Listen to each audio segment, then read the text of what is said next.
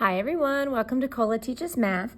I wanted to go over how I teach trig in my class because I think it's helpful. So I don't like to use the unit circle or memorizing a chart.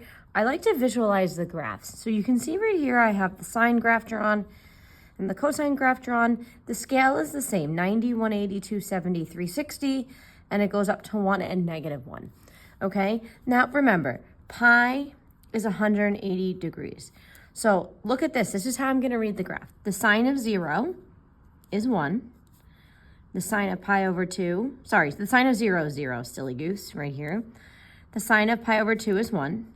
The sine of pi is 0. The sine of 3 pi over 2 is -1. The sine of 2 pi is 0. So it's the same thing for cosine. The cosine of 0 is 1. I'm just going down the graph. The cosine of pi over 2, which is 90, is 0. The cosine of pi is -1, 3 pi over 2 is 0, and 2 pi is 1. Now, when I am using the special right triangles, 30, 60, 90, and the 45, 45, 90 right triangle, watch how I'm going to use it. So remember, we have so, ka, toa. So, because I'm going to get into some reference angle stuff here. So say I wanted you to do the sine of pi over 6. So in calculus, we'd use radians, but we think in degrees. So I want you guys to think pi is 180 divided by 6 is 30. So this is really me asking you for the sine of 30. So find 30. Sine is opposite over hypotenuse. So that's going to be 1/2. All right, what if I had you do the tangent of pi over 4? Okay, radians, 180 divided by 4 is 45. So tangent is opposite over adjacent, which is going to be 1. Okay, but what if I had you do the cosine of 2 pi over 3? Okay, watch my thought process, because this is where we get stuck. So first thing I teach my kids is we're going to turn this into degrees to work with. So the quickest way to do it is this. Pi over 3 is 60, because 180 divided by 3 is 60. 60 times 2 is 120. So this is equal to the cosine of 120. Next, draw a tiny coordinate plane, okay?